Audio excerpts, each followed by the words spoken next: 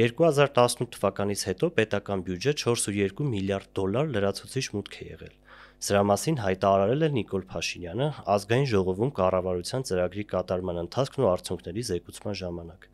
Փաշինյանն իր ելույթով ներկայացնում էր կամ փորձում էր համոզել, որ 4.2 միլիարդով պետական բյուջեի ավելացումը էականորեն դրական է ազդել մարդկանց կյանքի վրա վերջին 7 տարիներին ու դա ապացուցելու համար հետևյալ թվերն էր հնչեցնում։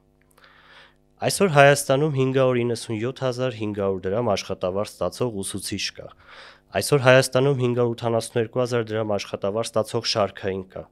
Թոշակը բարձրացվել է 22.3%-ով, 156 միլիոն դոլարը հատկացրել են մինչև 2 տարեկան երեխաների խնամքի նպաստին,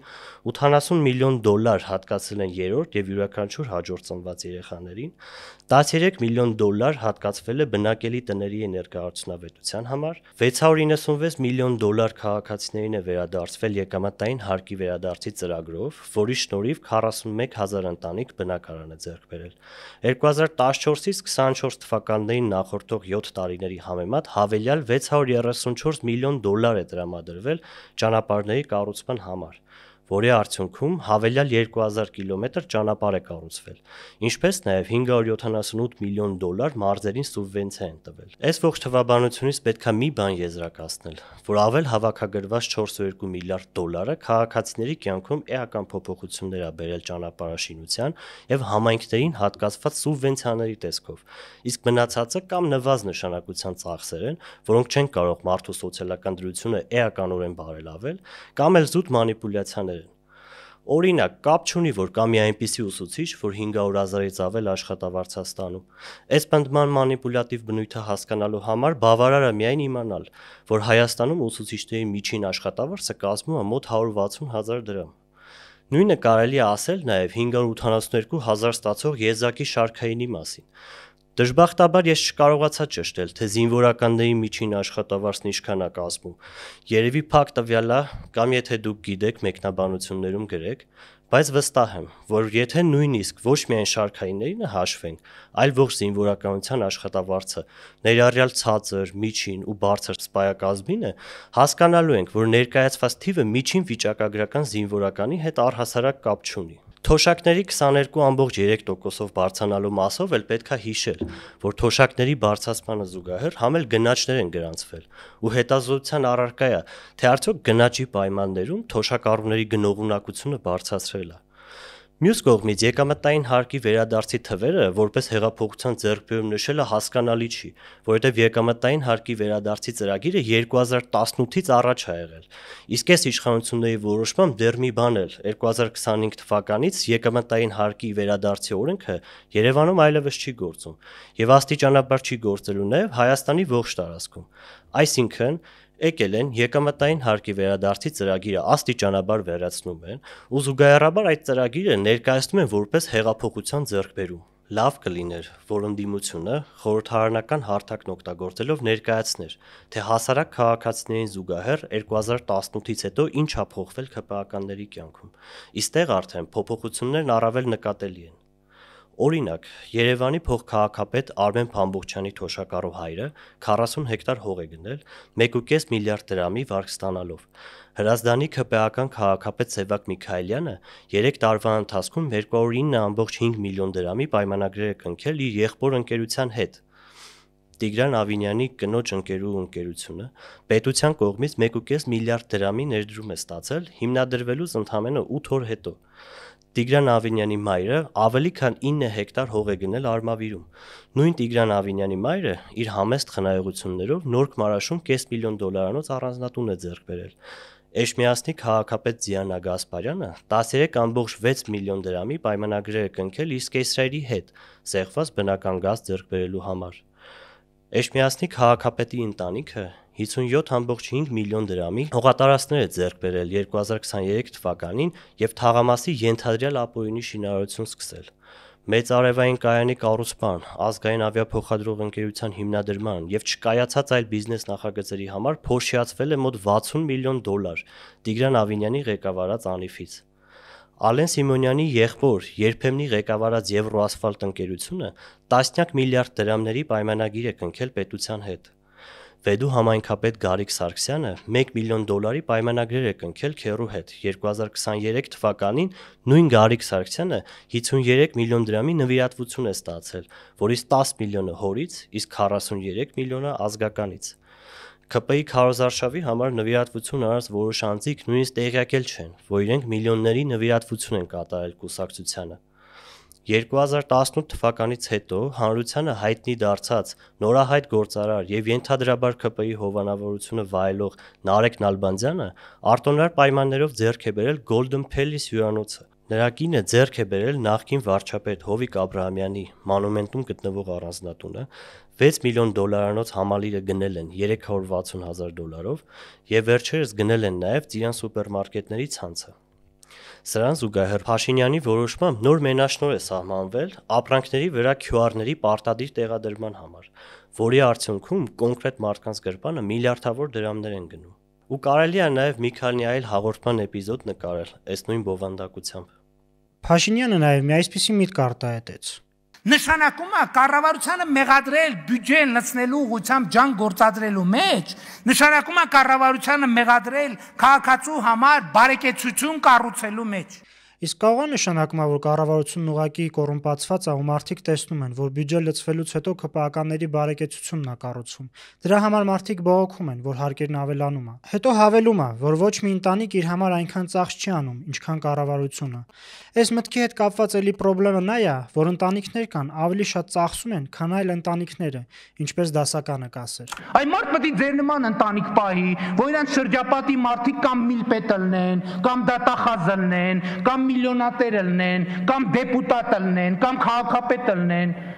Գագիկ Խաչատրյանի նման պետք է մարդ ընտանիք պահի, ասում է յուքոմը քոնն, ասում է չի, հորող փորոս տղունն է։ Ասում են բանը ապերոնը քոնն է, ասում է չէ տղունս է, ասում են էս ինչը քոնն է, ասում է չէ հորող փորոս տղունն է։ Այսինքն ամբողջ երկիրը ձերն է։ Սա անդիմադիր ելույթի փայլուն օրինակ է, ու այսօրվա իրավիճակը ճիշտ նկարագրելու համար պետքա տեքստը նույնը թողել, միայն անունները փոխել։ Եվ վարչապետը, եւ ԿՊ այլ падգամավորներ ԱԺ-նիստերի ձևավորված նոր ավանդույթի համաձայն շատ խոսեցին Թալանից ու Թալանը հետ բերելուց։ Վերադարձնել թալանվածը, պատժել հանցագործներին, որ դուք զինվորների ներքնաշորը տարել ու կերել եք։ Փոխաբերական իմաստով եք կերել, բայց դուք ներքնաշոր ուտողների իշխանություն եք եղել։ Դուք եկել եք այստեղ եւ ընտրություններին մասնակցում եք միայն մի պատճառով, գողոնը պահելու պատճառով, ասում եք չէ։ Քանի որ ԿՊԱ-ականների ելույթները շատ մանիպուլատիվ են ու ամենատարբեր թվերն են ասում Թալանի հետ բերման մասով, կարևոր է ֆիքսել, որ Թալանի բերման իրական շոշափելի թիվը սա է։ Հայաստանի Հանրապետությանն է վերադարձվել շուրջ 210 միլիարդ դրամի գույք եւ դրամական միջոցներ։ 210 միլիարդ դրամ կամ շուրջ $500 միլիոն։ Սա փաստացի հետ բերված Թալանն է հետհեղափոխական 7 տարիների ընթացքում։ Հեղափոխությունից առաջ միայն Քոչարյանների ընտանիքին Նիկոլ Փաշինյանը մեղադրում էր $4 միլիարդ Թալանի մեջ։ Իսկ երբ արդեն մարդիկ Թալանի թեմայով հեղափոխություն արեցին, 7 տարվա ընթացքում այս իշխանությունները հետ բերեցին $500 միլիոն։ Նշված ենթադրյալ 4 միլիարդը հետ բերելու համար, եթե ԿՊ-ն նույն տեմպով շարունակի, ապա կպահանջվի 28 տարի։ Էլ չեմ խոսում Սաշիկի 50-50-ների ու այլ պատմությունների մասին, որոնք լսելով մարդիկ ցույցերի գնացին։ Ստեղծված իրավիճակում երկու ենթադրություն կարելի է անել։ Կամ իշխանությունները խաբել են ու Թալանն այնքան չի կազմել, ինչքան պնդել են, կամ էլ կարողություն չունեն Թալանի հարցով զբաղվելու։ Երկու դեպքում էլ մեղավորներն իրենք են։ Վերջերս տեղի ունեցած Գյումրի ընտրություններում էլ ԿՊ-ն դիրքավորվեց Թալանը հետ բերելու լոզունգներով։ Դա հենց նրա ապացույցն է, որ հատիկար հատիկը բարիս բուն իմաստով հատիկար հատիկ է։ Եթե տենց դուր չի գալիս, ուրեմն Range Rover առ Range Rover ենք վերադարձնելու, բրաբուս առ բրաբուս։ Ինչպես ցույց տվեց ընտրությունների արդյունքները, մարդկանց համար համոզիչ չէին այս թեզերը, ու ստացվեց այնպես, որ ապրիլի 16-ին Գյումրու ավականու առաջին նիստում քաղաքապետ ընտրվեց կրիմինալ, գողական, աստվածավախ Վարդան Ղուկասյանը։ Իսկ Գյումրու ընտրությունների այս ողջ գործընթացների մեջ ամենահիշարժան պահը դարձավ նոր քաղաքապետի այս հայտարարությունը։ Կողմ եք, թե ոչ միութական պետությանը։ Կողմ եմ։ Բելարուսի սկզբունքով։ Իսկ արդեն իր երթմնակալության ժամանակ Վարդան Ղուկասյանն ավելի հեռու գնաց։ Ամբողջ մարդկությունը հայոց ազգից է առաջացել։ Լավ իմացեք, ուրեմն բավարները գերմանացիները,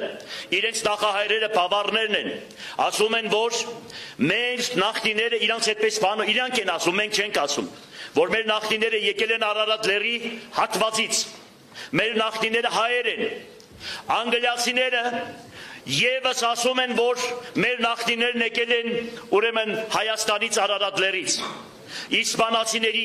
բացկերը նույնությամբ, այսինքն մենք բարձենալու տեղ ունենք, բայց մենք մեր պատմությունը չգիտենք։ Սրանից ավելի մեծ նվեր Նիկոլ Փաշինյանին հնարավոր չէր ակնկալել։ Գալիք ընտրություններին այս վիդեոները միացրած ԿՊԱ-ականները քարոզարշավ են առնելու ու հավանաբար հաջողելու են, որովհետև Ռուսաստանի նկատմամբ արդարացի դժգոհություն կա հասարակության մեջ։ Գյումրու ընտրություններն իրականում հենց ԿՊ-ի հաղթանակն էր, որովհետև այն, ինչ կատարվեց ընտրությունների ողջ ընթացքում, դառնալու է ԿՊ-ի ձեռքին զենք 2026 թվականի ընտրությունների քարոզարշավի ժամանակ։ Սրան գումարվելու են նաև այն քաղաքական ուժերը, որոնք արևմուտքի նկատմամբ դրական վերաբերմունք ունեցող բնակչության ձայները հավաքում ու տալիս են ԿՊ-ին, ինչպես Երևանի ընտրություններում եղավ, ու ստացվելու է այնպես, որ 2026 թվականին ելի մենք ապրելու ենք Նիկոլի Հայաստանում։ Այս օրերին արցախցիները ցույցեր են իրականացնում իրենց իրավունքների պաշտպանության թեմայով եւ հայտարարում են, որ այս ցույցերը քաղաքական նպատակներ չունեն եւ զուտ սոցիալական բնույթի են։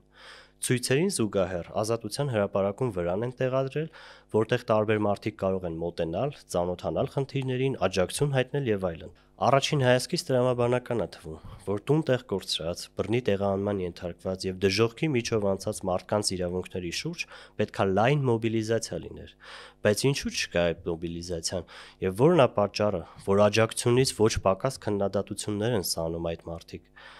Ես առանձնացրել եմ երկու հիմնական օբյեկտիվ պատճառ ստեղծված իրավիճակը նկարագրելու համար։ Առաջին, իշխանությունների եւ նրանց սատարող տարբեր լրատվամիջոցների կողմից ագրեսիվ հակաքարոզչություն է իրականացվում արցախցիների նկատմամբ, որն աշխատում է։ Եվ երկրորդ, արցախցիների հարցով զբաղվող առաջնորդները, դրանք լինեն թե քաղաքական, թե քաղաքացիական խմբեր, հրաժարվում են քննադատել նախկին իշխանություններին եւ Ռուսաստանին։ Իշխանությունների կողմից իրականացվող քարոզչությունը բավականին ակնհայտ է։ Շատ դեպքերում դա ուղիղ կերպով չի արվում, այլ օրինակ, Խոսլակ լրատվականի նման ինչ-որ էջերով կամ Փաշինյանի աբլոշկի նկարով ինչ-որ ֆեյքեր նմանատիպ բովանդակություն են տարածում։ Եկել են 30 տարի պահել են քիչ է, հիմա նորից էլի պիտի պահենք։ Թույն աշխատեն։ Ինձանից բացի ես Արցախի պատերազմի մասնակից եմ։ Ինչի՞ պետք է ինքը գաստ է, այդքան բան անի։ Թույն աշխատի։ Հերիքը էլ իշքան պահեցինք։ Թույն մեծ խալատ իրանք տվեց իրանք հայրենիքը թողանեկանստեղ լակում են փողոցները մնգած էս կոմենկում են ընկնում ինչ կապ ունի Հայաստան Արցախի հետ իրանք վաղուց տվե պրծել են